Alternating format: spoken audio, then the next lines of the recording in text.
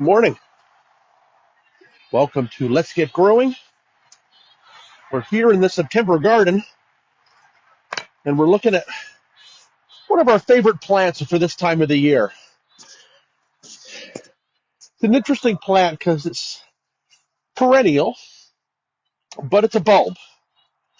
And it's a fun bulb. It goes by several different names. Meadow saffron is one, autumn crocus is one, naked ladies is one, and that's the colchicum. Colchicums are an interesting bulb because, sort of as the name describes, they bloom in the autumn.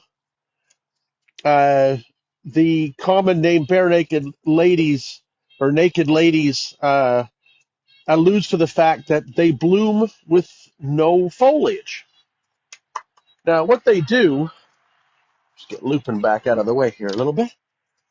What they do is in the spring, they send up a clump of large, glossy green foliage. And that's what does all the plants growing for that year. They go dormant in early summer, sit there under the ground, and then one day in September, they just erupt out of the ground. And this is the week that they do it. So you can see there's a beautiful clump right here. Out of the way, buddy. There's a beautiful clump right here. And this is what they do at this time of the year. It's quite amazing because all they do is they've built up enough nutrients stored in the bulbs to shoot up this kind of display without any leaves on them at all. You can see they're very crocus-like, and that's where they get part of that common name of autumn crocus. They're not a crocus. They are somewhat related, but they're much bigger than a crocus. You can see they're 6 to 8 inches tall, generally found. It's a number of species available, but really this is about the only one that we see available in the trade. It's Colchicum autumnale, a selection usually called the giant. I assume that's the one we have. We have so many throughout the garden, they're just all over the place, and they pop up here and there.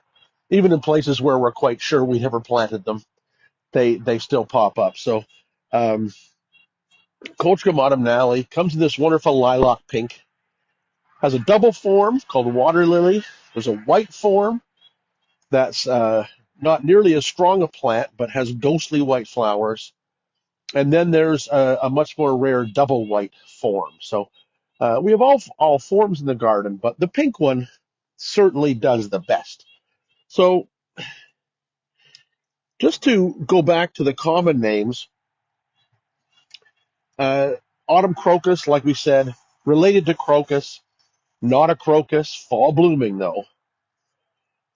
Meadow saffron. Now this is a name that I really don't like to use because while saffron is an autumn blooming crocus, it's not colchicum. It's actually a crocus called Crocus sativus, and it is a fall blooming crocus, but colchicums are toxic, so you don't want to mistake them. You don't want these, calling these autumn crocus or meadow saffron and people using the flower parts for seasoning food. What is in colchicums, and is an interesting product, is something called colchicine. And if you'd suffered from gout or know somebody who suffered from gout, colchicine is one of the active ingredients in gout medication. So it is a medicinal plant. It is useful, but definitely not for seasoning food. Lupin, come here, buddy, please. I don't want you to wreck those bulbs. All right, there we go. So how do we grow them? We put them around the edges. Now, we have some in perennial borders where they've expanded and grown. Problem is that when the perennials are big at this time of the year, you can't see them. So you have to position them in and around the edges of beds, smaller ground cover perennials, and that's what we've done here. So you can see some beautiful clumps here right on the edge of the walkway. We get a big clump of foliage here in the spring, all across the front here. We put a few annuals in here. In fact, we did in this area here, we planted some parsley. As the colchicums came up, we just pulled that parsley to be chopped up and frozen for the winter, and then we can enjoy the colchicums. Over here, I don't know if these are on the screen, Laura, or not. Yeah. Over here, this is a really effective way to use colchicums in the garden. These are all planted underneath Geranium sanguineum, or the bloody cranesbill. So what happens is that the foliage comes up in the spring, it's doing its thing. The geranium comes up, blooms in June, and then when the geranium sort of finished that first flush of bloom, we can cut it all back, cut the colchicum foliage back, and then the geranium starts to regrow and gets about half its height from the spring, and then the colchicums come up through it. So where there would just be a ground cover of green foliage here, we now have a September layer of bulbs to show for it. Colchicums are about the easiest bulb to grow. This would have been one bulb about 5 or 6 years ago. If I dug that up now, I'd probably have 20 bulbs. I can scatter those around, and they multiply and multiply. I just pop one out of the ground from another area just to sort of give you an idea. So they're interesting bulbs because when they bloom, they don't bloom like a tulip. You can see the foliage comes out of the top, but the flowers come out of little small sort of side appendages that grow and get bigger as the plant gets bigger. So they come off the side and the bottom actually, and not the top, right? So it's a very unusual structure for a bulb because it's actually a corm, so it's not really a bulb.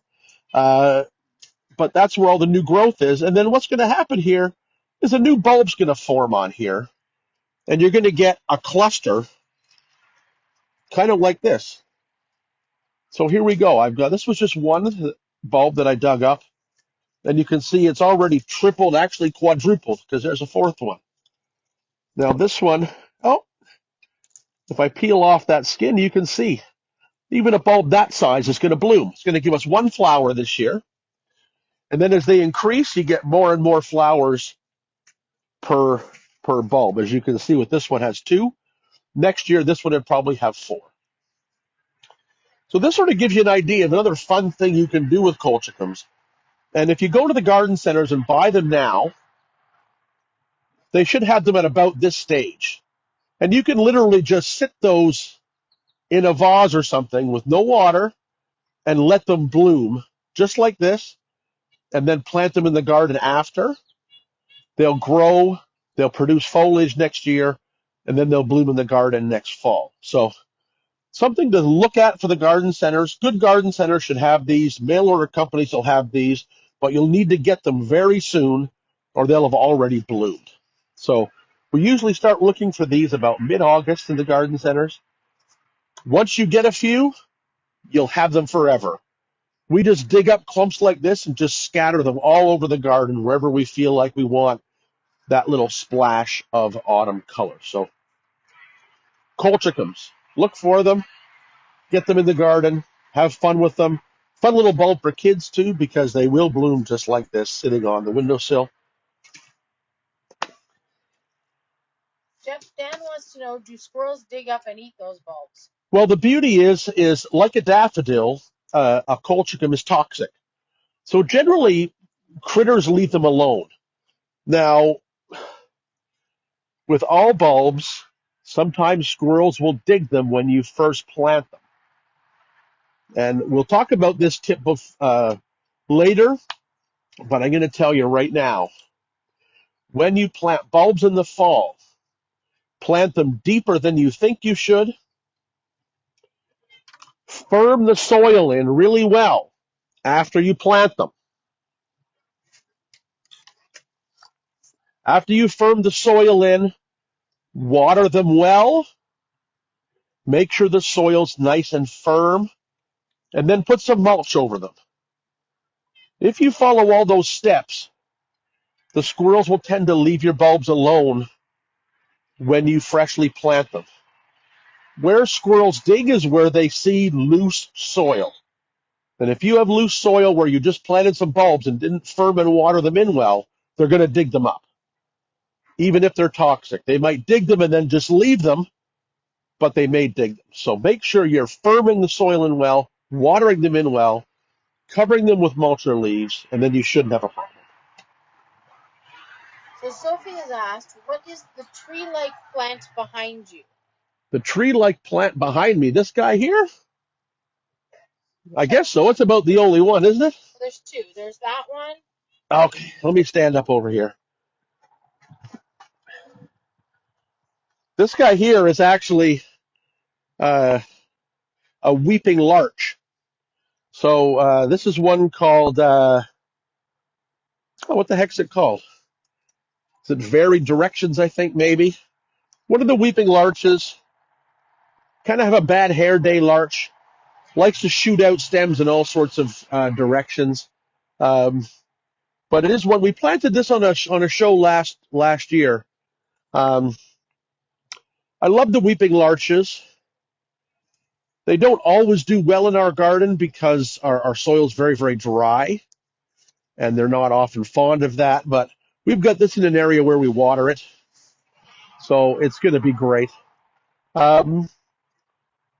Weeping larches are an interesting plant because they're one of the conifers that actually loses their needles in the winter. So one day soon, this is going to turn brilliant yellow, and then it's going to drop all its needles for the year, and then regrow nice, fresh, bright green needles come springtime. Do we have any other questions? That was it. All right. Well, hit the garden centers today. Look for some colchicums, and you won't regret it. They're a beautiful addition to the fall garden and a fun surprise because sometimes you'll forget where you planted them, and then they'll just appear, and you get a nice surprise in the fall. So all of our videos for the last quite a number of months are all uploaded on our YouTube channel now. So if you want to see any of our back shows, they're easy to find. If you go to the Mason House Gardens Let's Get Growing YouTube channel, subscribe so we know you're watching, and we'll see you next time on Let's Get Growing.